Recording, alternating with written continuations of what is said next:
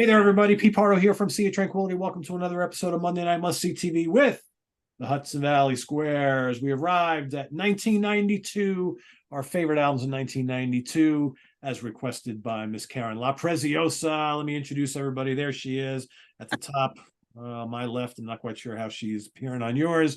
Ryan Scow is in the house. Butch Jones is in the house. Our center square, Count Ralphus himself, Ralph Tambora. Rob Lasante is in the house. Craig Kaminsky's in the house. And the man with the most amazing pinball room in Orange County, Mr. Steve Keeler. What's up, Steve? Hey, good to be How's back. everybody doing? Been a while. Right? It's good seeing Steve the other day. everybody? I popped in the Rock Fantasy for like 2 minutes.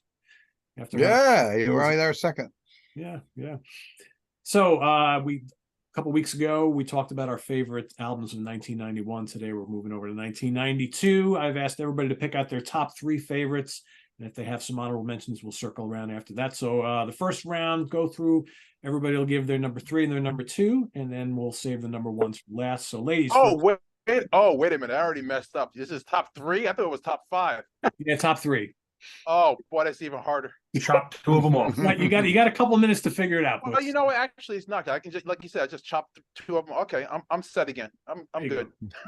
All right, Karen, right. start us off with our Settle in there, Butch. That wasn't as hard as we thought, right? See? No, I just cut them out. That makes it easy. Let's see. All right, cool. All right, Karen, you're Whoa. number 3 and you're number 2. What do you got for us? Hold on a minute. I'm gone. And I Can have you Chris see? Allen's You're picks. right Don't there. forget. You didn't go nowhere. See you. All right.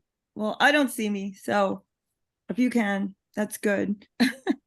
I'm gonna go. We're doing number 3 and number 2. Yep. Okay, number 3 is Social Distortion, Somewhere Between Heaven and Hell. This was a tough one because there were so many good records in 1992, but I really like this one. I really think that this album, Mike Ness really found his groove, really kind of came into his own. It has the punk edginess of Mommy's Little Monster, but it doesn't stray too far from that. I like to equate this album with like a little bit of punk, obviously, but like Clash style punk, and then you throw a little bit of Johnny Cash in there, and just some hard rock, and just mix it all together, and you've got this record, and it doesn't really disappoint at all. Still, like I said, still sounds true. I love that flat nasal voice of Mike Ness. There's something about it. He sounds like no one else. What was I gonna say? It's a little bit more polished than their other stuff. I just think that I gotta put my glasses on, guys. I'm sorry. It's just a great record. Favorite tracks are Cold Feeling, Making Believe, Born to Lose, which is my favorite. It's a dirty melodic rock song with like a little bit of that old country sound. And so yeah, Somewhere Between Heaven and Hell. And my second album is a band that I really tried not to talk about, but I felt like I had to in a sense, because it's the Mummies, Never Been Caught.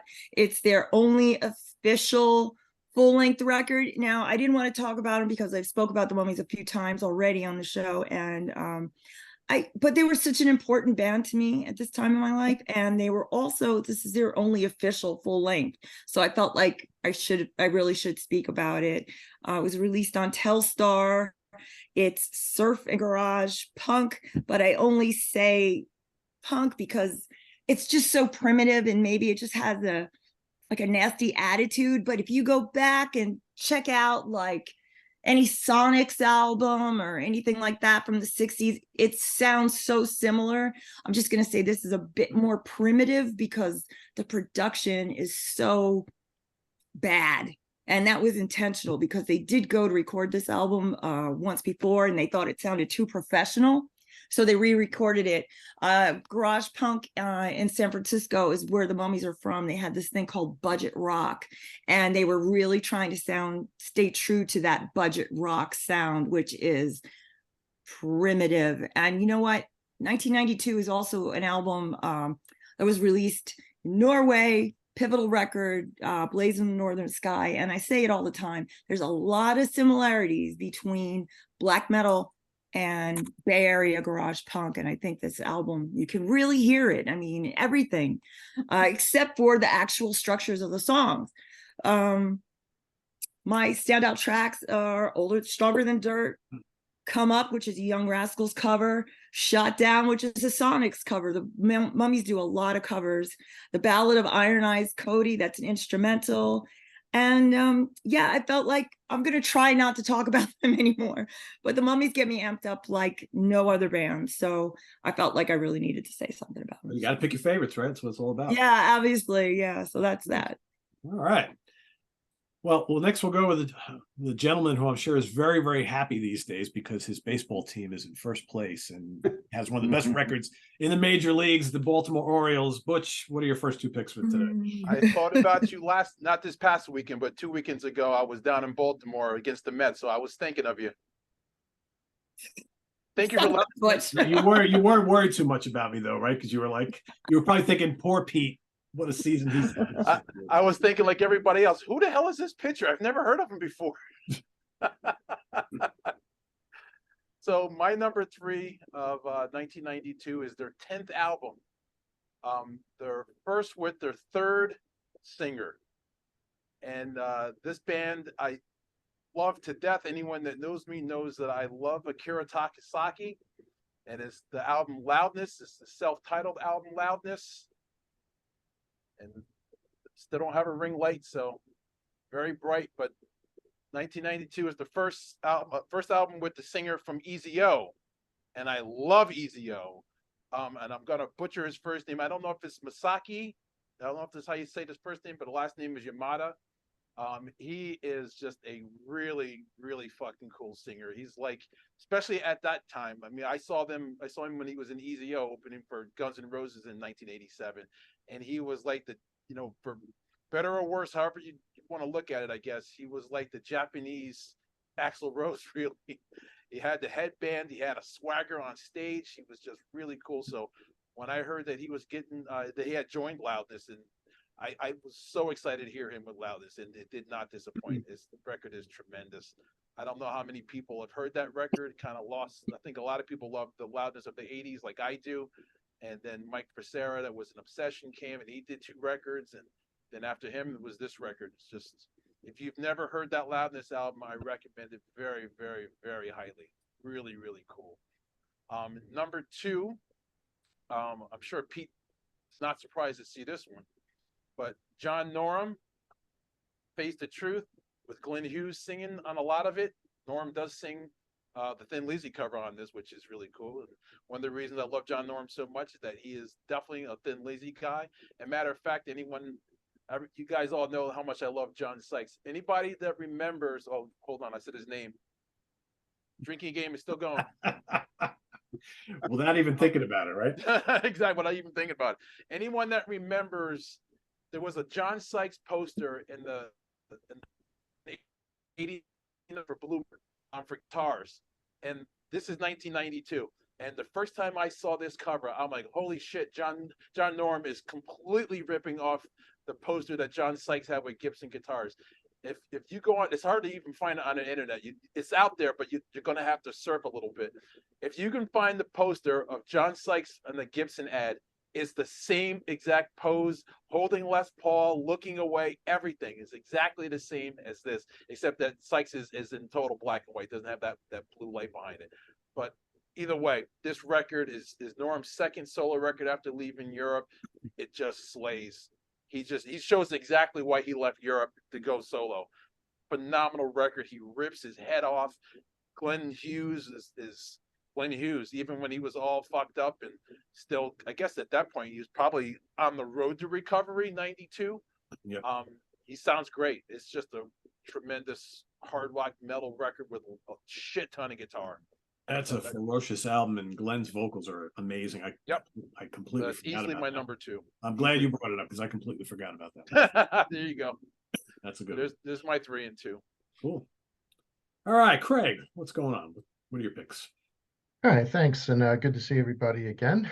And so my number 3, this gets labeled as alternative metal, but I not to my ears, I don't hear it. I went with Helmet's Meantime. Cool. And almost every time when just a fun, heavy album, got a lot of groove to it.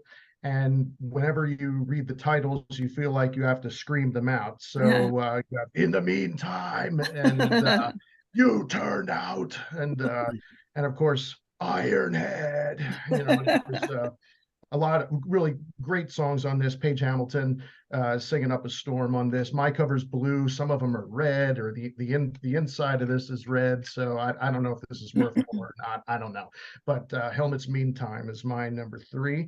And Karen, I got to agree with you. Went with Social Distortion's Somewhere Between Heaven and Hell. Really fun album. Right. My favorite tracks, I mean, I'll mirror everything that Karen said. My favorite tracks, Cold Feelings, Make You Believe, Bye Bye Baby, when She Begins to Rock, Honey, I Begin to Roll, and 99 to Life sounds like the most evil Johnny Cash song not done by Johnny Cash. Right on, so, and even the bonus track on this, Ghost Town Blues, is a lot of fun. So like as Karen was saying, sort of like the Clash, but then there's like a mix of different types of styles with it that just makes it a really good classic album. Good driving songs too. So yeah, I gotta agree with Ms. Karen and with Social Distortion as my number 2. Cool. All right. He's been spending some time down at the boardwalk seeing those bands on his shirt. Steve Keeler, you're up next. Yeah, I've been chasing the amphitheater tours this summer. It's been a lot of fun. Man. Yeah, cool. And Chris isn't here tonight, but one of these albums I'm sure he was going to pick. But I'm going to start off with number 3. It's going to be Alice in Chains with Dirt. I think it's one of the best albums from the 90s, and it's still an album I sell tons of. I kind of look back when I was doing this list and saw and some of these things I've got to know more later on now, but I'm trying to go back to what I was selling and listening to in the store on doing this list back in 92. Alice in Chains, Dirt, of course. Alice in Chains were huge with, we had them in the store with Facelift and did the in-store. They played Middletown a couple times, and Dirt, of course, Them Bones, Down in the Hole, title track, Wood, Angry Chairs, just a solid record from top to bottom. Going with that, Steve, how many of you guys were at that show, the Alice in Chains at the Class, right around the corner from you? That was tremendous. Yeah. Right, were you there, Steve? Yeah, of course, yeah. And Andrew Freeman has great stories about that night, and we did a vlog on my channel during the pandemic, and we talked a lot about Andrew was driving them around and whatnot, and quite an interesting time. But yeah, that was a really legendary show to happen in Middletown, along with them, of course, opening up for Slayer and Clash of the Titans with Megadeth and Anthrax at the fairgrounds. And they called me up and like, hey, you want to do an in-store this band, Alice in Chains? I'm like, yeah. Kind of a weird name for a band opening up for Slayer, but yeah, of course we'll do an in-store. So yeah. And my number 2, I'm sure someone else is going to pick this, but I'm going first. But I've got some honorable mentions too. I'm going with Black Sabbath, Dehumanizer. And what a great Black Sabbath record. Of course, Ronnie James' return to the band. Songs like Letters from Earth, After All, Time Machine. I love that record. I got to see that tour. I saw it at the Beacon Theater in New York City. Yep, you were there too, Butch. And what else can you say? It's just too bad that we didn't get more Dio Sabbath after this record, but that's a whole nother subject for another time. And Sabbath, Dehumanizer, Alice in Chains, Dirt are my 2 entries into 1992 here. Cool. We might see some more of that soon. Rob, what do you got? I got exactly what Steven just said. Hey, you got good taste, bro. You stole my thunder. I knew it. Sometimes I think it's the age thing. I was actually thinking he was going to go with some heavier stuff from the early 90s, which I have some of those as honorable mentions. I just figured that hey, Yeah. this is the stuff from 92 that are just timeless, you know? But I'll tell you my story with the Alice in Chains and why. I was working at the Wiz in those days in the music department, and No, you weren't. Wasn't it called Nobody Beats the Wiz back then? you know what I mean. Yes, Nobody beats the Wiz. nobody beats the Wiz. So I was and I used to put out all the new albums every Tuesday and everything. And I remember having this in-store play, and I was just, blown. This is a second album, but this album really tore it up. I mean, as Stephen was saying, I mean, Lane Staley's voice is one, it's too bad that he left us, so young, but I mean, he had a great voice. And then of course, with the riffs that Jerry does and everything, I mean, the whole album is great. And then you mentioned Slayer, and Tom's actually does one track on here. He does some vocals on there from Slayer on what I think it's called Iron Gland. And so for me, because I played the crap out of this back in those days. The 90s was weird. I didn't really get into like heavier stuff until later on. And then my second also is the Humanizer, same as you, Stephen. Cool. Computer God, and like you said, Time Machine. Time Machine is like one of those great songs. I never get tired of listening. That's the song I like the least on that record. Really? Really? Yeah, Wow. yeah. I I always skip it. Yeah, I don't know if it's skippable material. You I might know. not. I was gonna say skippable. It's Yeah, from. that's the It's way also I- from Wayne's World. Yes, exactly. Well, they have a version. That's a different version, actually. Yeah, it is. A little bit different. Yeah. Yeah. So those are my two. I have some honorable mentions, but we'll get to later. But those were my two also. So Cool. Hey, good taste, brother. More on that later. Ralph. All right. Yeah, 92 was a real amazing death metal year, but I'm actually going to go something, the only like classic rock thing I have pulled out at all for this, but Roger Waters' Amused to Death. It's my Yeah, favorite forgot solo about album that. solo album by Roger Waters. I listened to this like crazy back then.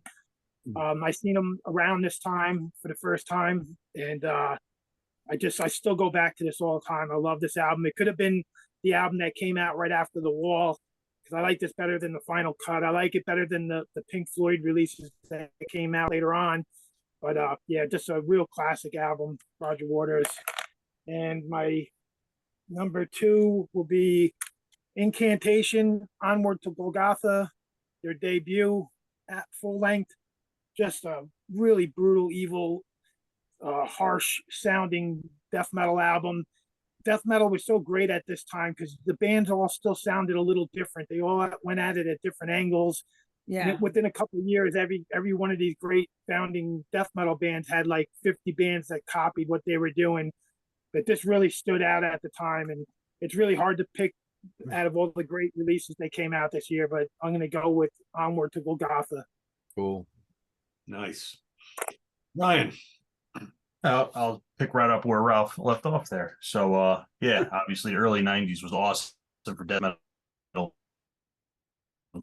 black metal. 92, he's right. As the time went on, Incantation was actually one of those bands that great back then, but there's like 8 zillion bands now that just rip them off shamelessly, one worse than the next. But there was a cool band from the Midwest, didn't get a lot of attention, but they didn't sound like anybody else. And to this day, no one really sounded like them. And they put out their debut album then, pretty obscure, but if you like underground, weird, heavy metal that doesn't sound like any other band, check these guys out. The band was Order from Chaos.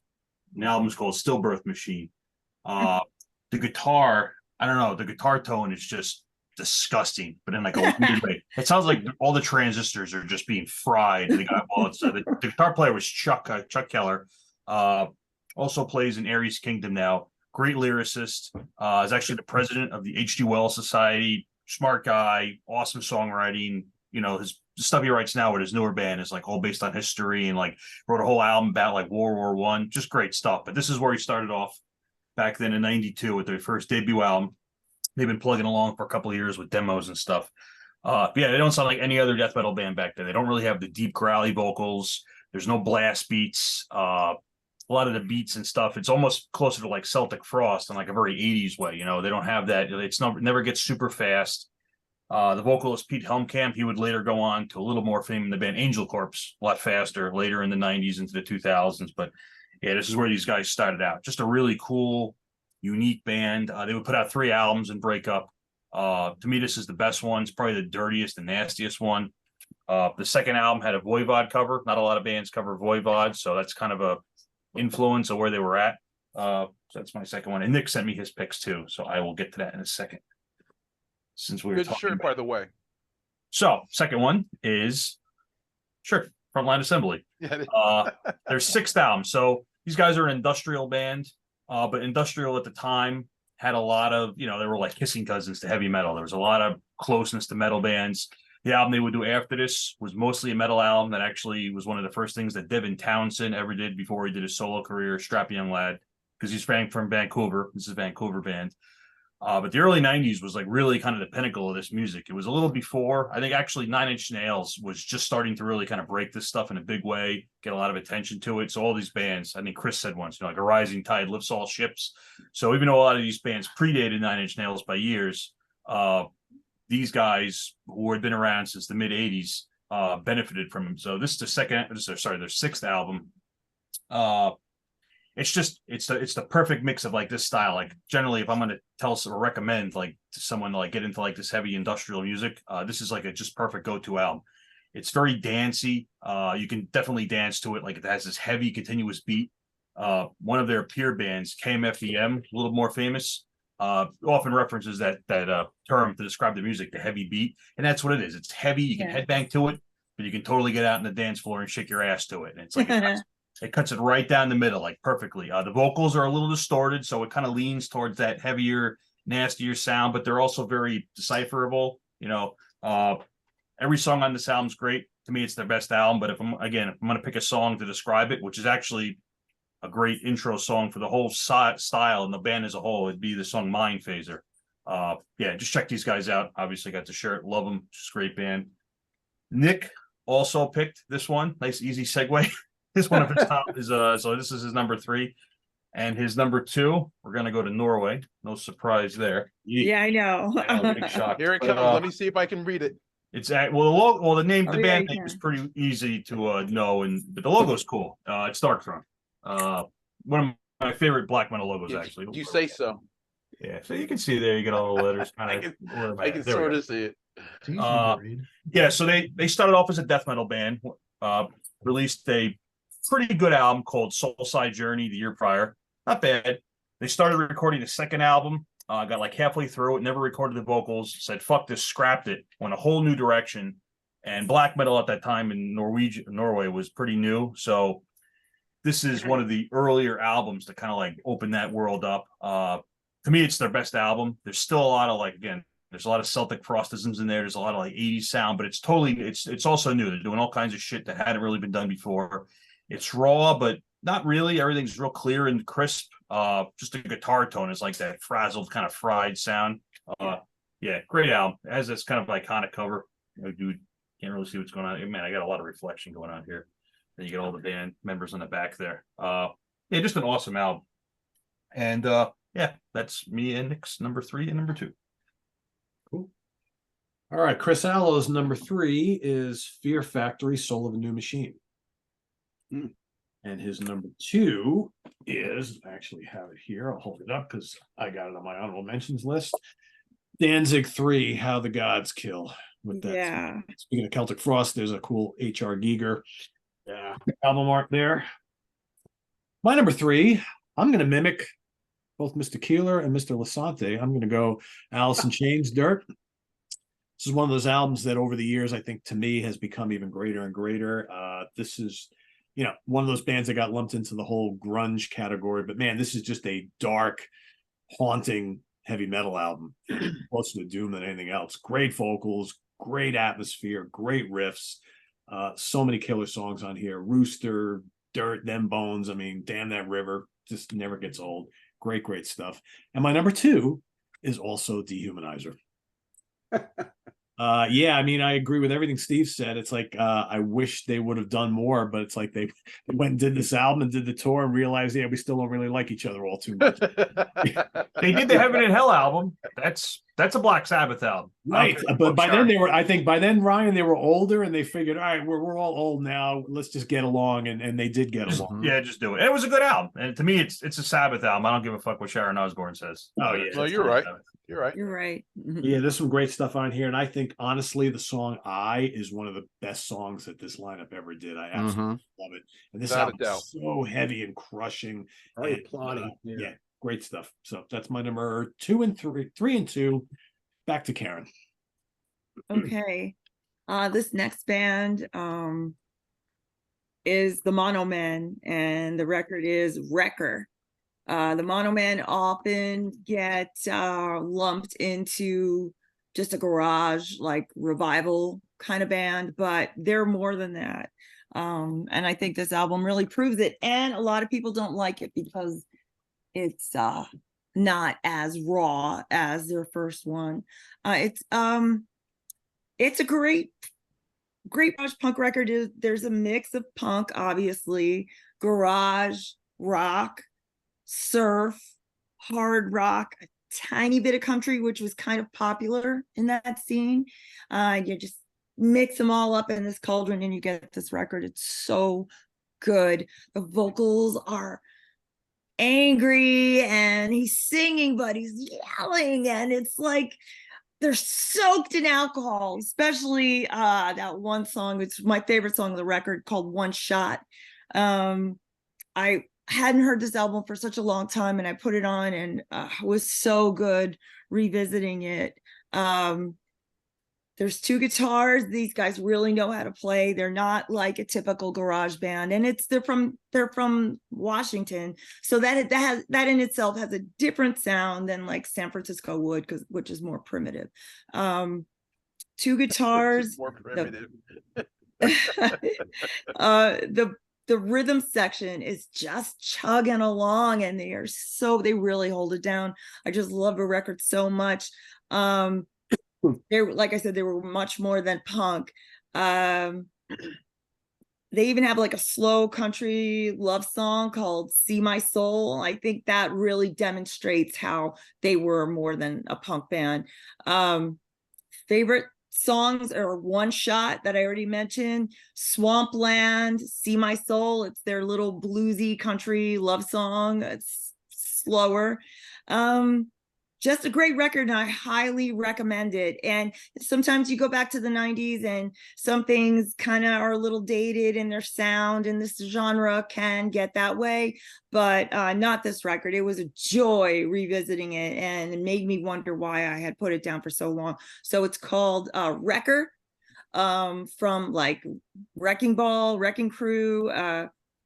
Wrecker from the Mono Men on one of my favorite labels ever, Estrus. Check out if you like that kind of garage rock, Estrus is the label for you. So yeah. Cool. Vocals soaked in alcohol, and speaking big time, especially that empty on bottle One that Butch Shot. Jones was passing over his desk there, right? That's Yeah, sober. right on. Angry alcohol, not just goofy. All right, Butch, you're number 1. Album number 6 from this. This was easy because you text me or you messaged that you were doing 92. Already, I instantly knew what number 1 was. So, Pantera's broken display of power. I can talk. No, I'm not drunk. I just can't talk. I saw these guys. I saw Pantera 2.0, I should say, last Tuesday, and I will say, anybody that's on the fence about going to see Pantera, go see Pantera. They were awesome, I have to say. Zach Wild they have his guitar tone kind of dialed in now. It's more towards the Dime guitar tone, which is Pantera, as opposed to Zach in the BLS tone, which is the opposite of what Dime had. So that guitar tone being closer to it just really melds everything. It really makes it feel like you're seeing Pantera. Phil sounded great. They were awesome. And I went to Syracuse, and it was packed on like a 70-degree day that was raining. It was awesome. So I would recommend highly that you go see Pantera if you have the chance to go see them. But yeah, without a doubt, I've said since the 90s that Dimebag was one of the saviors of guitar of the 90s. He was the most likable guy ever. If you never got a chance to meet him, you just everything you saw about him, he just looked like a cool guy. If you got a chance to hang out with him, you saw that he really was a cool fucking guy. He was a fanboy. He wanted to make everybody happy. He was always smiling. He wanted to drink. I remember, you guys remember when Pantera played a couple of times at the Mid-Eastern Civic Center in Poughkeepsie. The second time that they played there, I was working for Z-Rock, so I knew their management, and I kind of started to know the guys a little bit. And I took Dime, and actually, I didn't even head out to just now. This shirt I have on, it says the Cactus Club. There used to be a bar down the street from the Civic Center called the Cactus Club, and I took Dime and his tech Grady, who I saw on Tuesday, who was out with Pantera. So they've got the old crew working with it. So work with the 2.0, which is actually very, very cool. So that gives us the stamp of approval right there. And Dime was just awesome. I remember he put me in a headlock. We all knew what Blacktooth grins were. Most of us at that time, 92, 93, 94, probably had never had one, but you had read about it. And he put me in a headlock and made me, quote unquote, made me do a Blacktooth grin with him. So yeah, I was very receptive to that. So there was no forcing whatsoever. But the point is that Dime was just really fucking cool. We talked about Edward, we talked about Randy Rhoads, and of course I talked about John Sykes to him too.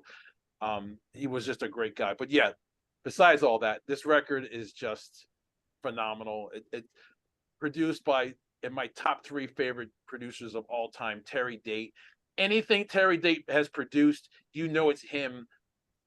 A minute and a half into hearing whatever song you're listening to, that it's Terry Date.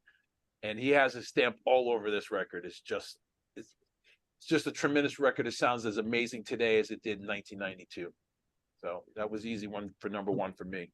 Yes, indeed. Greg. Hi, my number 1 was also kind of easy, at least for me, and I'm a fan, and so I picked Kiss's "Revenge" as my number 1.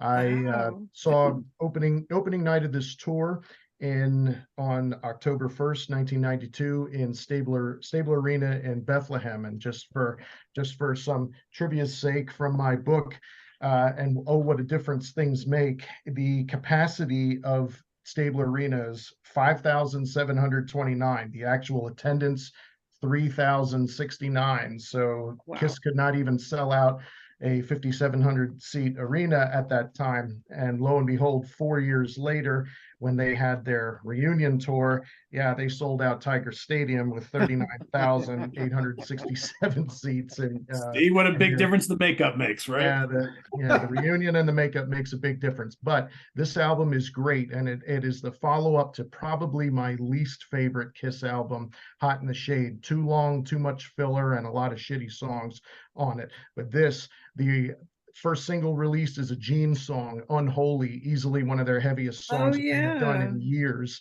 The Paul songs on this are also very strong, with Take It Off and I Just Wanna. There's even the ballad on this called Every Time I Look at You is actually pretty good, and in my opinion better than the hit ballad on the prior album of Forever, which was co-written by Michael Bolton. But this one way better, produced by Bob Ezrin, and has a nice sound to it. So really good heavy album from Kiss, and a great return to form. And I was, as a fan, was really happy to hear this and to get to see Kiss for the first time touring this album. So Revenge is my number 1. Song Spit is really cool on that. Yes, it is. Yeah, it's a good heavy album. Did you say, Craig, did you say your book? You wrote a book? Oh, no. Well, I own this book, but okay. This book has all. I was gonna say, shit, I didn't know that you wrote a Kiss book. God damn. No.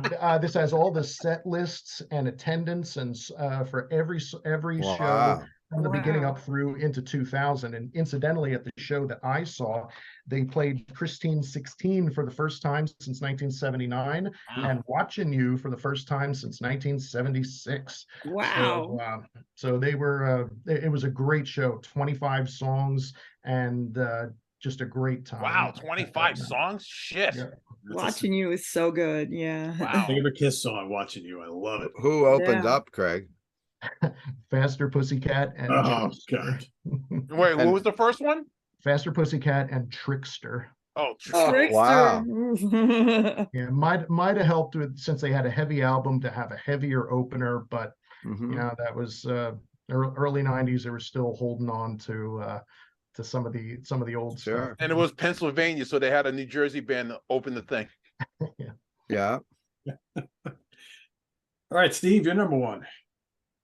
Well, I'm going to agree with a lot of things that Butch said tonight, and I've got Pantera, Vulgar Display of Power, as my number one album from that year. As I look back on it, another reason, you know, I look back on this and what I played and what I in the store, and I also agree with Butch. I went and saw Pantera. Wasn't going to go to the tour. I had mixed feelings about it, but I went, and I went with a couple friends down to Camden, and what a great performance. Phil sounded great. The stage show, the light show, the tribute they do on the video during Planet Caravan to the brothers that we lost. It was just touching and solid. I'm glad I got to see Pantera on their own tour, though. I did not want to go see them in the round. I felt like after seeing them with their full show, to just see them walking up on a stage with hardly any frills was kind of weird. And I don't know how it went over. I know some people that went to the Metallica show too, but I'm just glad I got to see that tour. The whole album's pretty much kills. I mean, Walk, pretty played out with at the moment, but it's an anthem. Legendary, of course, but Mouth of War, New Level, fucking Hostile, This Love, By Demons Be Driven. I always dug that song. Yeah. And yeah, Pantera, it's great that kids are getting to hear Pantera live. Some people say it's a great Southern cash grab. I think it's also just a really great thing to have that music brought out in generations that never got to see, you know, those albums performed live. And but Pantera. You know what though, Steve? What's that? You're right. People do talk about it as a cash grab. It's a fucking business. That's what they do for their living. Why would you not want to go out and make money? There's nothing wrong with a cash grab if people want to see it. Exactly. It's going to continue because, like I'm sure your show at Camden, I'm sure was packed. My show was packed. Oh, dude, it was packed. Yeah, and Wilkes-Barre was packed too. They sold tickets lightly in the beginning, but when my employee Frank went today, he said it was pretty packed. And I also talked to a lot of people that are very big into Pantera, and they think if Dime was still alive, that this would have happened eventually. Anyhow. Oh yeah. You know, it would have happened. Phil, you know. And when that money's out, I mean, some bands never get back together, but most bands are going to get back together. And Phil sounded great. It was good to hear those songs live again. That was going to be my question to both of you, because I didn't get to go see them, but I've seen lots of clips online. I think Phil sounds, in every one of them, Phil sounds really good. So his voice is really good shape. Sounds good. I mean, and he, you know, honestly, he's being smart. I mean, yeah, they're tuning down a little bit, which, you know, 99% of the bands do besides Glenn Hughes. But the thing is that he's smart enough to realize, okay, we can't play a lot of songs from Cowboys because I can't go up that high anymore. So they don't play those songs. Yeah. You know, they got enough other songs that they can play. I mean, do I wish that they played some of the songs from Cowboys? Of course.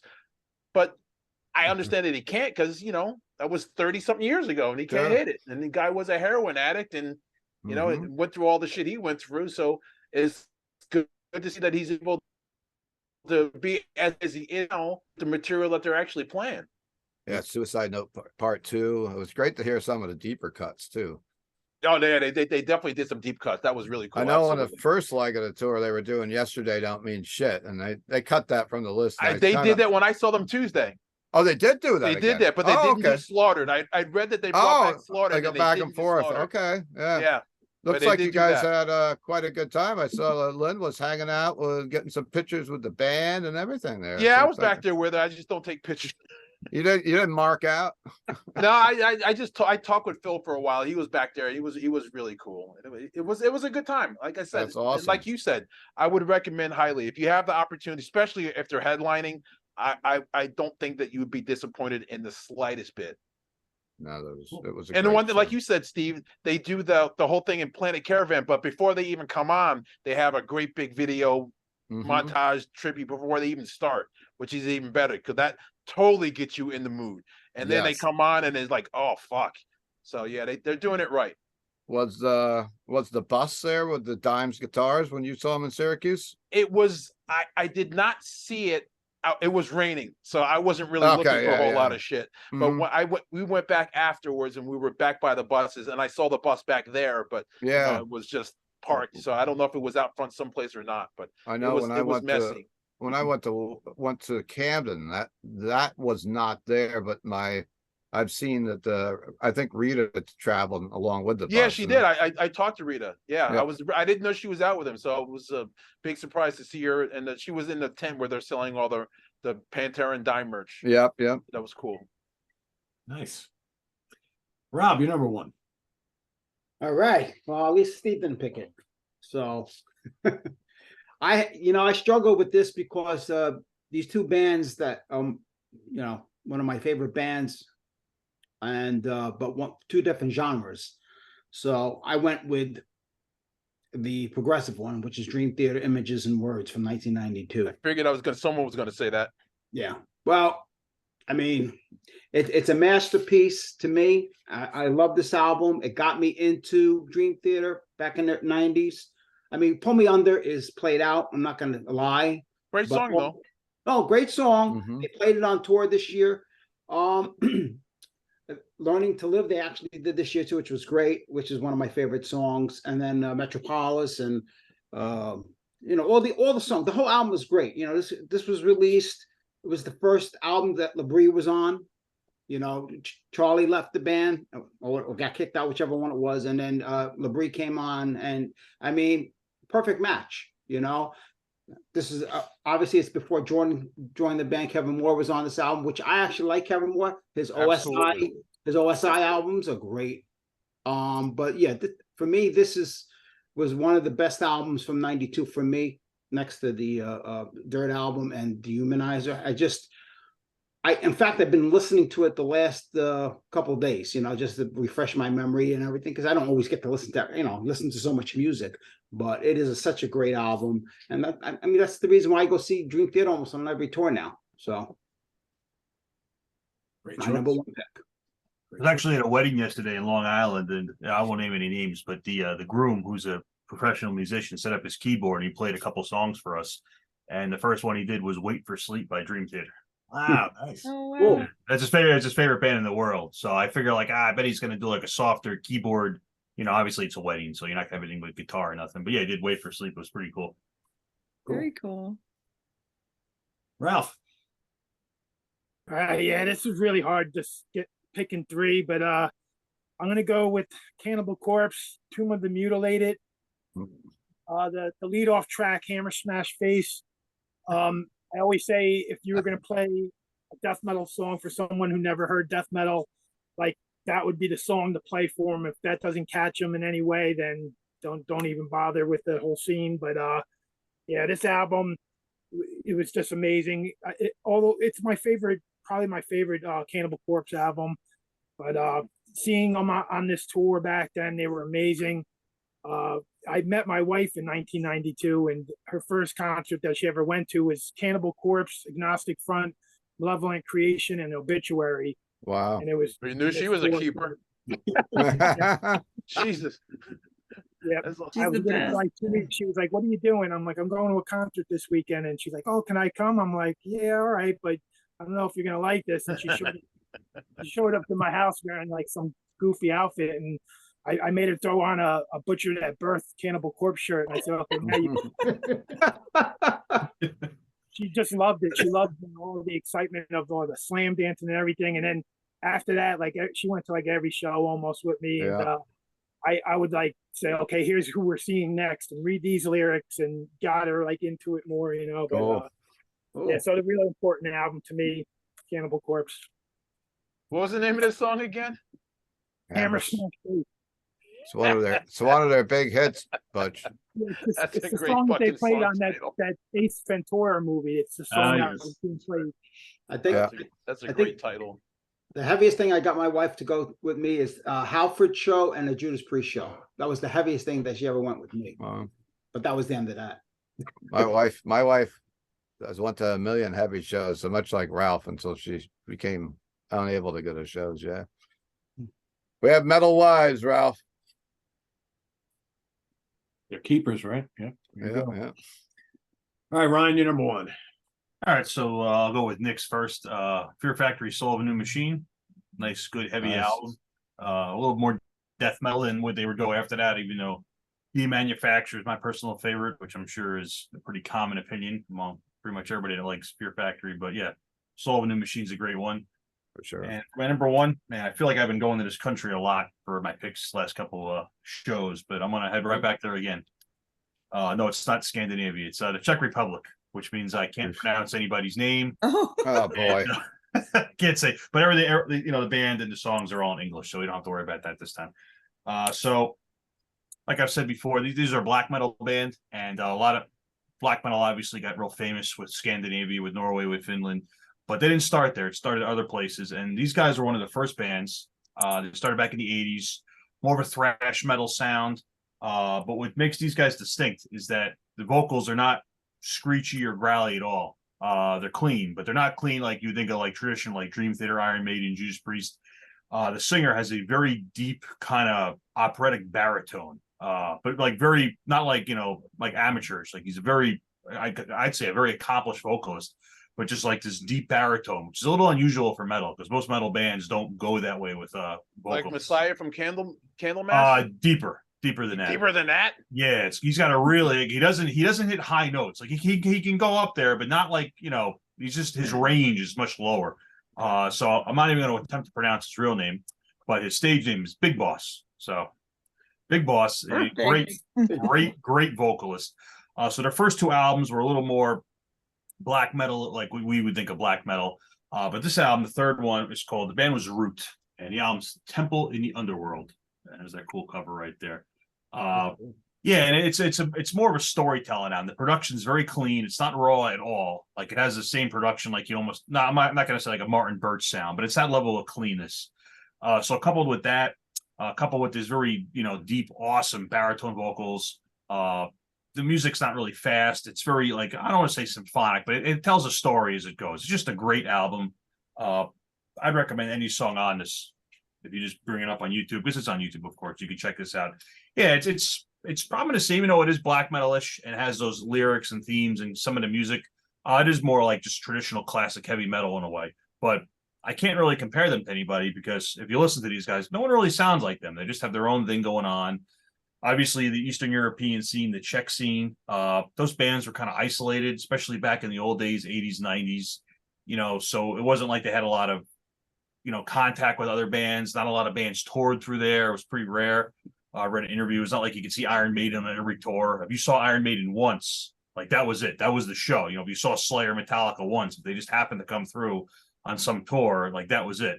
So they didn't get the same, like, spoiled as we get, especially up in New York here or other parts of Europe. So they kind of, which is good because in hindsight, they developed their own sound. They went their own direction. They did their own thing. There's not like 8 billion bands that sound alike. All the bands from that country had their own sound.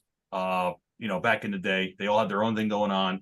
And these guys were one of the first and to be one of the best. And I'd say this is their best album. So, yeah, again, if you just like good classic, like stuff like Merciful Fate, which actually they don't sound like Merciful Fate, but that's probably a good comparison, even though King's vocals are a much higher register.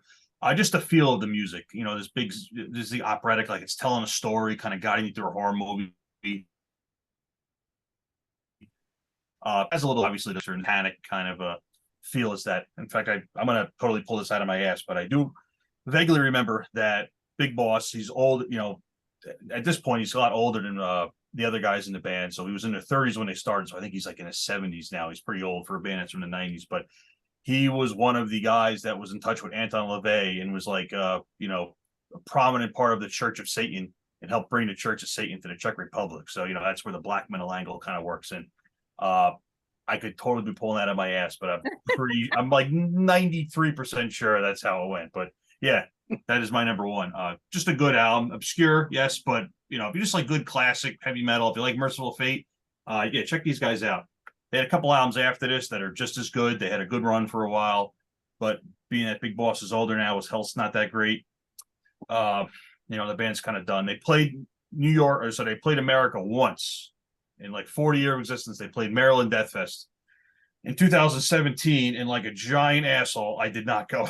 Like I went to that festival every year, And that was the one year where the lineup was like, I just it's not worth the money. But there was one band that played that I wanted to see. It was these guys. I didn't fucking go. And now it's like, the fuck was I doing? You know, was I dead? Was I in the hospital? No. So I should have gone. Nick went and said they were fucking awesome. I'm happy he saw them, sometimes I'm like, if I can't see something cool, if some of my friends can, I'm happy for them. I'm not one of those like, I wish I was there. If you saw it and you had a good time, that makes me happy. So I'm glad he saw it and he said it was great. But yeah, in hindsight, I'm like, man, what the fuck was I doing? I should have just driven down to Baltimore, even for one day, to see these guys. But yeah, number one is Root. I have never heard of that band before, ever. You would, you know what? It's obscure, but I bet you would like this album. I bet you would like it. It's just, if you like, I'm gonna say, if you like Merciful Fate, you like that feel of the music, you would probably like this a lot. It has that same like grandeur, but it's like headbanging, fist pumping heavy metal too. It's not like I'm intrigued by the singer because I think Yeah.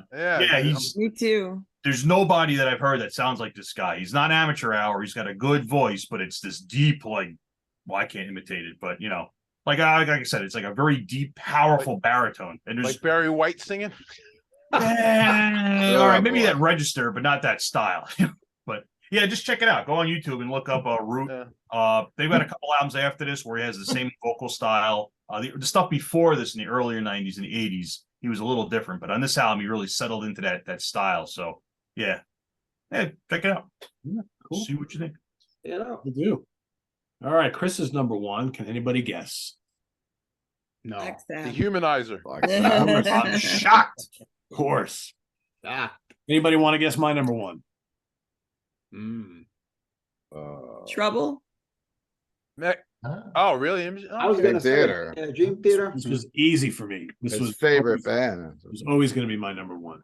I mean, this album kind of changed my life in the 90s when this came out. I remember like it was yesterday.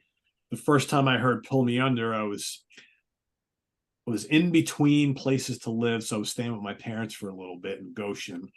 And I was in the shower listening to Z-Rock. I was gonna say, yeah. Pull Me Under came on, and I'm listening to it. I'm like, oh, that's really cool.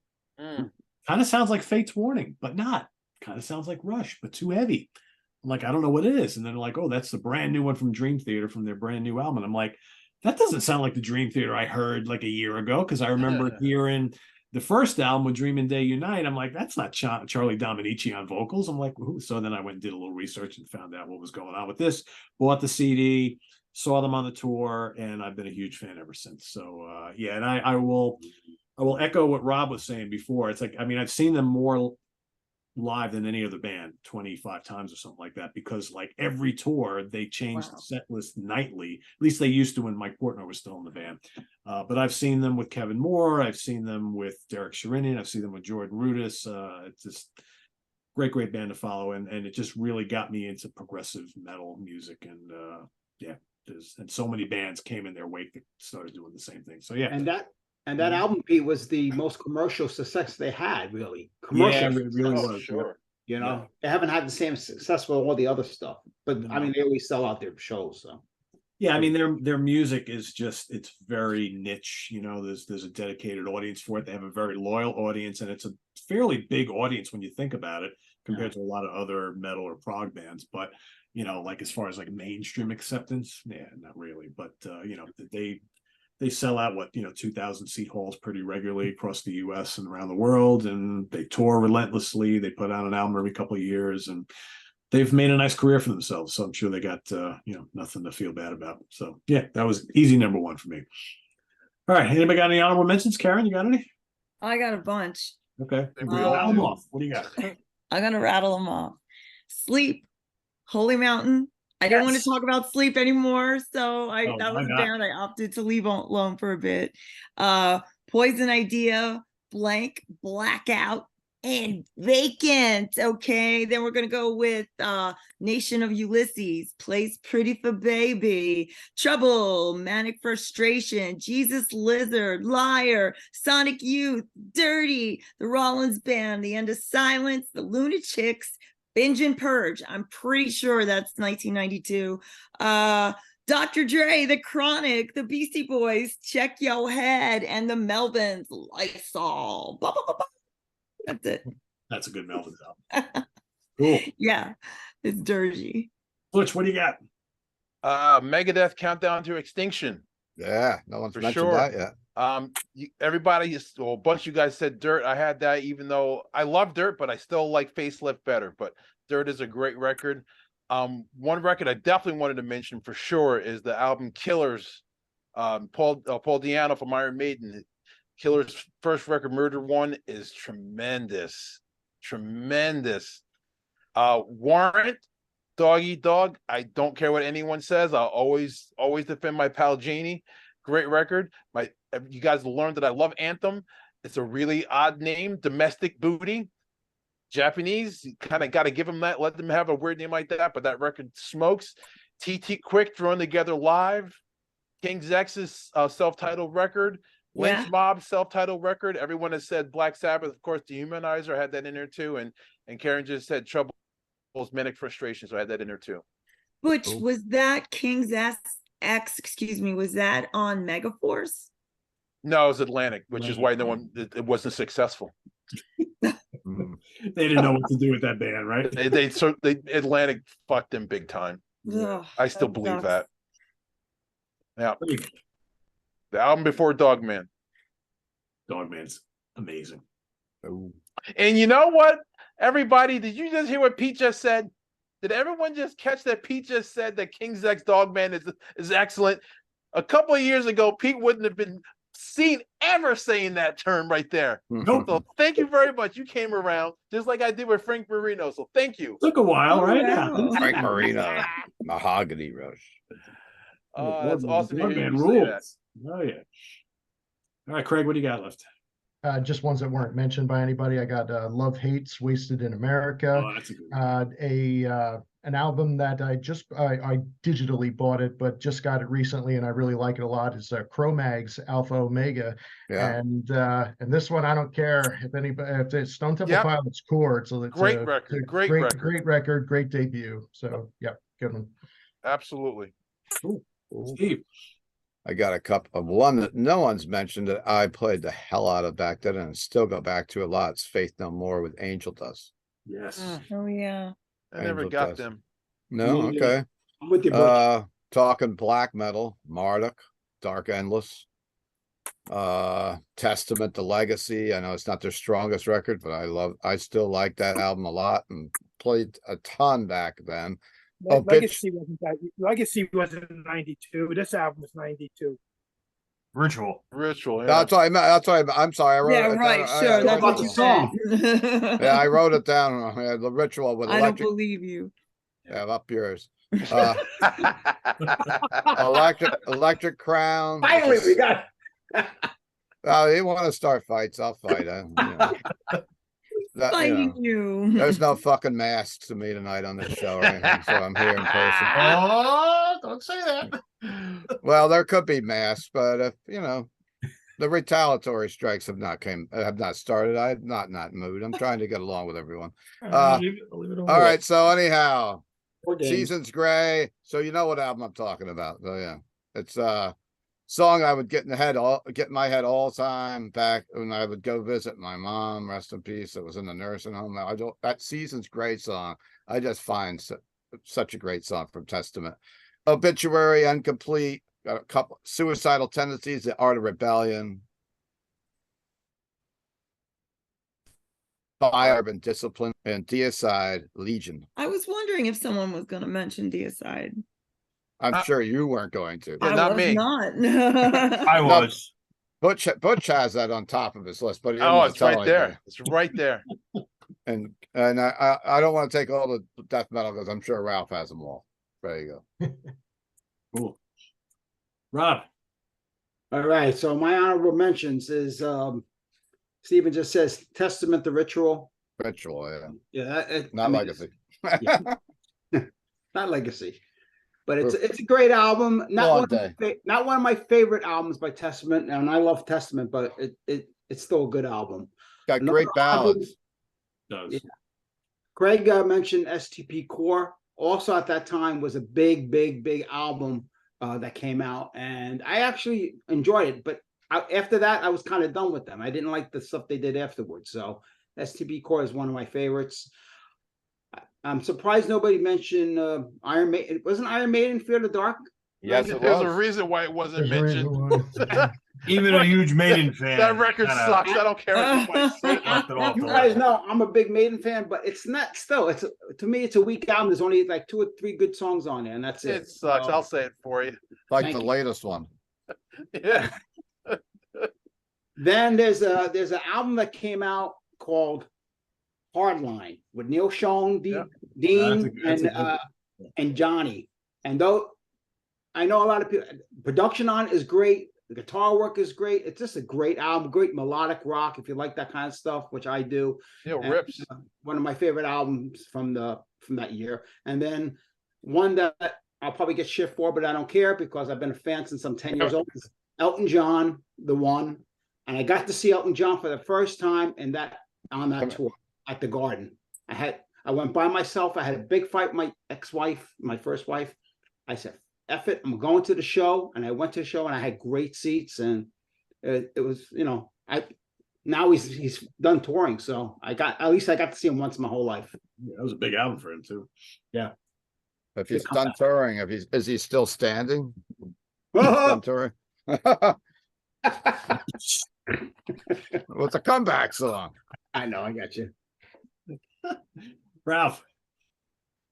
All right, so yeah, everybody always talks about how grunge killed off metal at the time, but really it was just the glam metal that was getting killed. All the extreme music was thriving, Right on. and it wasn't just grunge. There was other stuff going on too. Like thrash was still hanging in there, putting out some stuff. But like I said, death metal, punk, and hardcore was kind of waning at the time. But Scow hit on it with Wrong. Scow hit on it at the time with Frontline Assembly, but industrial was really exploding at the time, and it was like all these metal tinged industrial stuff that came out. So I Front got a couple. 242. Remember Yep. Front 242? Absolutely. Oh, I saw them last year and they were fucking great. Yeah. There's I, just- and I'll tell you some the stories weird about thing that one. No. the weird thing about industrial is how I really thought there was more of a future to it, but it kind of burned out like really quick. Like I was surprised. Like in '92, I was like, wow, this might be where metal's going and stuff. But then a couple of years later, I was already really bored with it. But it was pretty exciting around '92. Here's a couple quick ones: is KMFDM, Money, Great album. Skinny Puppy, Last Rites, Pigface, Fook, Ministry. Yep, Ministry. Ministry, yeah. That album is good. I like that. I album. seen him on this tour with Helmet and Sepultura opening up at the Paramount underneath Madison Square Garden. Really good show. Mm. And, Godflesh Pure. God bless. There you go. A couple other cassettes. Cathedral. Soul. Yeah. Soul Sacrifice. Creator was still putting out stuff. Vital Remaining, first album. Let Us Pray. Carcass, Tools of the Trade. Oh, carcasses. Order, The Law, MOD, Rhythm of Fear, Peter Murphy, Holy Smokes, some black metal stuff. I'm surprised Ryan probably will have this on his honorables, but Master's Hammer, I definitely have that album. Immortal, I got that one too. Paled Nazarene, I got that one. Sam Ale, Nick probably Got had that that one. one. Blood Ritual, I got that. Butch has all those. Bathory Jubileum, I got it, but that one's okay. Belial, That's a good one. Emperor, yeah. Wow. I got something else tattooed on my arm. I do have an Emperor tattoo. You need a new dabber for your death metal bingo card there. War America Must Be Destroyed, one of my favorite War albums. War. It's Thug War. Metal Steel, War. Well, that's a great Manowar album. Candlemass, Chapter 6, That's a great Candlemass album. AC/DC Live, Motorhead, March or Die. Solid Every record put out in '92, Ralph has. Well, that Solitude of Turnus is good too. That is, yeah. Like I said, there wasn't much going on with the Oh, punk my stuff, but there was a few. Thick of it all. This is one of my favorite Agnostic Front albums. Came out. One yeah. Voice. Bad Religion, Generator, GBH, Church of the Truly Warped. I mean, you got to Don't give forget Ralph the credit that Chaos he's got 85 CDs sitting right there ready to go. I'm Ralph telling has you. everything. Let's say you got to put them all away now. I was thinking the same You'll take thing. them the rest of the night to put everything away. I got Oh, the Ramones Acid Eaters? That's a No, good that's Mondo Bizarro Oh, came Mondo out. How do you know they're Yeah, all that from was my favorite 92? one from them. The internet help. Exactly. I just do Yeah, one of you the just Google it on the internet, yeah. Ralph, wasn't there a Poison Idea album that year too, or Yeah, I held it up already, and Karen He already actually showed it. this one right oh, here. I don't even pay attention. Oh yeah, Oh, the Yeah, that- original cover is Yeah. the best. Karen I love already had that in cover. her top four or whatever, top three, yeah. It was my honorable mention. The Yeah. more Oh, good thrash, honorable something. Demolition Hammer, Epidemic of Violence, oh, that's a insane album. That is good. Exodus, Force of Habit. I'm That is wearing Worst the, album cover wearing ever. the vintage, wearing the vintage 1992 shirt, European tour shirt for this album. Sodom, Tapping the Vein. Sodom. That's a great Sodom album. It's almost death metal. One of my favorite albums. I almost had this in my top three. Is Grave You'll Never See. Such a Yep. great album. Benediction, Dark is the Season. This one I thought Nick would probably pick is the Amorphous, Yeah. Yeah, that is a good one. Sinister, Across the Sticks. Autopsy. Actually unspeakable. I'm glad you're doing this because I don't have to pull them all out now. My No one goodness. does. No one For a does. couple of Pete's years. done too. Pete, you don't have to bring any of your pops out. Monstrosity. That's the one with George Corpse Grinder on it before he What do you joined. got? What do you got? A shed back there? I actually have this on vinyl, and I have Holy crap! Corpse Grinder signed it, but and the first Morpheus Descends, Hudson Valley, Death Yeah, Metal, Morpheus. I Local don't forget boys. that. Malevolent Creation, Retribution. Edge of Sanity. Jesus, That's a good one. I own all these albums, but I'm glad he's pulling them out, so I I don't can't have. believe they're all Yeah, from I'm glad he's 92. pulling them out so you don't got to do it. Yeah, either. I got them all behind me. I remember I used to get yelled at for That's a doing more great- than that- five that's a honorable great Well, you mentions. Napalm Death. did, you did, Steve. Well, we're all laughing now. That's one of my favorite But Napalm now- Death albums. But now Ralph gets to do the top 40. Oh, Brutal It's like Truth. Casey. It's like Casey Yep. Kasem. I almost pulled that Brutal Brutal Truth. Truth out. That's a fucking great album. You're right, Bulldozer. Chris. Bolt Thrower, Oh, for Fourth Crusade. Casey, Casey. Yes. It's still, Remember it's still Pieces? going. Come Con, Where's Typo Negative? Where's the warrant, Doggy Dog? Massacre. I Exactly. own all. These are all great albums. I own all these albums. I love it. Ads, Which- It's ads, no longer honorable mentions. It's the Rob, everything. Rob is mentions. getting paid by every band he's putting up here. I hope he My gets it. Dying Bride, 95%. I don't even know. I know all. You I got and all me these both. albums. Which one's that? Hypocrisy, Penetralia, Oh, yep, that's a good one. Peter Tattergan, Yeah. Sweden. Vader's first Oh. album, Polish death metal. Yeah, Vader. Incantation. Baphomet. We just saw Vader touring up to that. Who was that with, That's- Ralph? that was Baphomet, the Dead Okay. Shall Inherit. I think they're from New York, right? No, Oh, Where are they from? I think they're an East Coast band, but I don't. Karen, I didn't pay think it was attention. New York.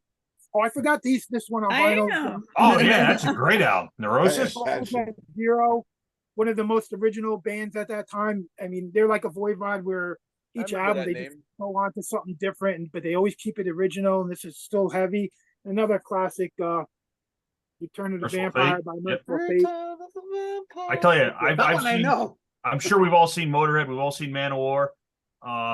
They are Deep Purple back in the day. We've seen Neurosis a couple times. Those bands aren't shit compared to how fucking loud Neurosis were. A couple times I've seen them. It's like it was literally like being punched in the chest by like fucking Roddy Piper at full force. I couldn't get into that. I've never album. had It that is happen. fucking loud. Like it was so loud. Like I actually had to go out in the lobby at some points. Louder so it than was fun. Conan. Yeah, I had earplugs in it. I'm like, my head was like vibrating from like, Wow. like vision was starting to get blurry. I'm like, fuck yeah. Yes. So it's All right, Ryan. You got any left? I got to see them headline. the Ryan, Chance. skip Ryan. He already Probably only like dropped it all. 100. Ryan. Everything's all I behind. had them all anyway. Good. I didn't pull all of them out, but Ralph actually missed a few that I've got. Uh-oh. no. Oh, so I'll go with the Nick's few. What do we got from Nick here? So Nick's are Manowar, Triumph of Steel. Yeah. Both are the Fourth Crusade, and a great power metal band that nobody's mentioned yet, which was also on my list, which was Blind Disorder. Guardian. Blind Guardian, Somewhere Far Beyond. Great album. That's really more when they started to transition from like the 80s, like speed metal sound, more to like what we think of Blind Guardian, like, you know, more symphonic, you know, just great album. Very, very German. All right, so I have a couple that Butch did not mention. Well, I'm going to go with my original choice because I pulled it out. I You just know, remember that I but, remembered I forgot one, but let's see if anyone gets it first. I- I think you might get it right now. So this was a band that, again, this album came out. They were a pretty obscure band back then. you would never have guessed that within the death metal world, there's like, I think conservatively about 48 zillion bands that rip these guys off. They're probably the most ripped off band in death metal. And I don't say that lightly or with, hyperbole. Like, it's insane how many fucking bands rip these guys off now. But that is Incantation, Onward to Golgotha. They were one of the first bands that, so a lot of old death metal still has a lot of thrash in there. It's got that classic 80s heavy metal. None of that. There's zero thrash metal in this. This is just pure, like, textbook death metal, like in its new evolution. It's like It was Ralph's number 3. Like I was an gonna hour and say, a I half thought ago. Ralph said that. I know he did. No, he did. I said it was mentioned, but I pulled it off my shelf, so I wanted to talk about it. Okay. Yeah, it's He wanted to give his album some video time too. I want to get it some. So this is like, it's like in the movie The Thing. Like, every time the thing keeps evolving, you could kill it and it comes back. Like, this is where death metal was kind of going. It had evolved. It had lost its thrash roots at that point. It was a whole new beast. So yeah, great album. Yeah, now there's 8 zillion bands that rip them off. But you know what? Nobody does it better than the originals. And it's still John McAtee's band. Still John McAtee's band. So a couple that Ralph did not mention, which I had to go. Well, how could that happen? That's not possible. Bryce isn't here, so I'll pick out one for Bryce, which I think is a good album, but it's not their best, but I think it's very good. And it's the last album I like from them, and that is Crimson Idol by Wasp. No. I think it's a good album. Right. No. He fired his whole band before this, but I think it's totally all with That's a surprise. Yeah. No. Like he fired his whole band. But again, you know what? No, right. I don't gotta like the guy to like the band. Like, he ain't paying my taxes. I ain't living with him. So Yeah, right on. Yeah. he can be the biggest dick in the world. If the music's good, the music's good. I like the album before this more. Headless Children. Yes, thank you. But this, So does everyone else. Exactly. this is a good album. Steve's I don't know on what fire tonight. What the fuck is going on with Keeler? Steve's on I fire. like it. I like it. Steve was There you drinking. go. I don't know what's going on. I'm sober as a bell right now. This I is haven't- Steve Here we Keeler's go. number So one. some other appearance picks on the here. show. Got Ryan. I'll put Oh, that yeah. away for now. I had to come back. I've been attacked. missed it. I've been attacked when I haven't showed up. All right, and so what I'm do we got? here tonight. Oh, you're on fire, buddy. At the Gates, great band. Yep. They would later become very famous from their album Slaughter of the Soul. But in '92, they put out their first album, The Red in the Sky is Ours. A little different, but I think it's their best. Let's see what else we got here. Demigod, Slumber of Sullen Eyes. Great Finnish death metal. Mortal got mentioned. Actually, Master's Hammer was mentioned. Yeah, I'm gonna check that right off my list here. Going to Brazil, Mystifier, Wicca, great black metal band for Brazil. And Sadus, A Vision of Misery, awesome band, thrash band from California. And that's it. Actually, Ralph mentioned the rest of them. Rob is pissed off right now that he's looking. He's like, "Where's? I didn't pull it out. I know he owns them, yeah, but Look, he's like, it's right here." I only got to put away like 3 albums. Somewhere Aloe's going. I know, right? Christ. The only Maybe, thing I Oh, didn't right. maybe I off should the just graph. log on to Wikipedia and list every metal album released. you know that what, year though? for you guys. I think, Ralph, you put away your albums, right? Because Chris, he's like, I pulled out this album 6 months ago and it's still sitting on the kitchen table. So Wow. I'll give Ralph credit here. He puts away the albums. Yo, that Well, I'm waiting for Sadist Pete. album- I got one that I don't know. No one's mentioned it. I'm surprised. Let me see if Pete mentions it. All I right, forgot let's see. So Chris has got 2. He's got Caius, Blues for the Red Sun, great album, and Yeah. Solitude Eternus Beyond the Crimson Horizon, another really good one. All right, so Alright. what have I got here that has? Well, let's see. I'll just rip through mine really quick. I also had Countdown to Extinction.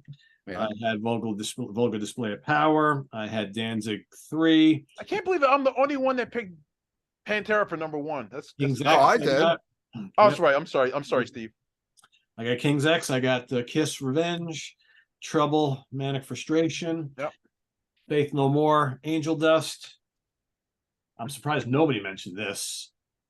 Extreme 3. I did. Yeah. I had it on another thing that I edited. I forgot to write it down. God damn it. Sorry, Nuno. I really like that album a lot. Yep. I've also got Candlemass Chapter 6, God damn it. Sleep, Yngwie Malmsteen, Fire and Ice, and last but not least, Damn Yankees Don't Tread. What was the one you were thinking, Butch? Exhorter. I'm the law. I'm the law. I'm the law, right? The Law. Ralph The mentioned law. it. The law. Not the law. Yeah, I Ralph am pulled that I'm out. The law. It's you know what? The production is so bad. It's It's a I don't great think it's as record, good but- as I think Slaughter heard and nothing Vatican yet, is better, buddy. but it's a good album. If they could go back and fix that 99-cent production, that would be tremendous. That production. Maybe is that's awesome. part of the charm. Maybe that's Oh. part of why Nah, it's not that good. people dig it. It's No, I like bad production. Depends. Because I pick the Mummies. It's the worst. their first album sounded amazing, and this one. So when you have an album that's like Slaughter in the Vatican, to me was fucking heavy. Way And then better than that was one. like not as good. I have a And you know- question for Ryan and Ralph. Didn't Burzum release a record? And you guys their didn't mention it. self-titled album came out, but you hold Yes. that up and then you get a bunch of people crying in the comment section for Yes, that Even a one is couple of omitted people. on purpose. Oh, okay. But All you right, are I correct. get That band is pretty hated. You're right. You're right. Now I think It's a good about it. album. I think it's a very good black metal album. But yeah, I let that one off on purpose. Okay. I didn't say anything. I don't know what I'm talking about. All I'm gonna say is Steve Keeler is the MVP of this episode. Thank you, Butch. You were I dude, might return in a few weeks. You never know. you were on fire like you've never been before, buddy. I know. I like a feisty Steve. Oh boy, that Yeah, was awesome. let's get more of that. Yeah, let's get more of when that. they Yeah. keep saying nobody beats the Wiz, I just want to say Rock Fantasy beats the fucking shit out of the Wiz. Well, the Wiz is out of business, so I guess I There you go. I think There you go. They've been long gone. There's a low bar there, Ralph. A low bar. Amazon's beating everybody now, unfortunately. Yeah. Rock Fantasy is the place to go. You want music, no doubt. Thank you. Craig Yep. was there a couple weeks ago, hanging out with me all day. It was a pleasure. Well, when I went there and awesome. spent- Exhibit A. When I went But- there and spent 2 hours going through all your used things and purchased like 15 records, you weren't there. That was my day off, I guess. God damn it. But I Next did find time, some shit. next time we'll meet up and we'll. I have found a- some deep shit there. I had a good trip. I got a bunch of used CDs in recently in that genre, so you might Okay. want to take a trip out one day. Yeah, he's got tons of used stuff. Yeah. Quite a library. CDs I got a shit ton of CDs. It's finding the stuff on vinyl that I already have on CD. Mhm. That's what I'm looking for. It's Mhm. just finding the old stuff. It's Had a always guy fun. bring me like 4 shopping bags worth of CDs the other day. Just dump them in there. Wow. I will stop by. Mm-hmm. There you go. Cool. All right. Well, there you have it, everybody. Our favorite favorite albums from 1992. List yours down in the comments below, and we'll see you back here in 2 weeks here The on the fuck Hudson is Valley that? Squares. Oh, Mono Man. Mono I'm gonna Man. check that out. I've never heard that, Karen, so I'm gonna check that out. So fucking good. Oh, excuse me. So good. I've Sorry. never heard of it. Don't either. fucking curse on this show. I Hey, know, too late to Johnny, say now excuse you- me. I think we've had 20 already. So How yeah. fucking dare you? Jeez. Why you're not allowed to swear in I'm here now? Is above that that. something No, new? Steve, no fucking cursing. Is Steve. that Come on. because Lynn's not on anymore? Fuck's sake, no cursing. Of course. No, I how try dare not to. you? Oh boy. All right. It's on the web at www.seatranquility.org. We're on Facebook. We're on YouTube all together. All the damn time. All the Steve fucking time. Keeler, We've Craig never got it. Mitch Jones, Count Ralphus, Rob Lasante, Ryan Scow, and Karen La Preziosa. We'll see you back here in 2 weeks on the Hudson Valley Squares. Have a good night, everybody. Take care. Cool.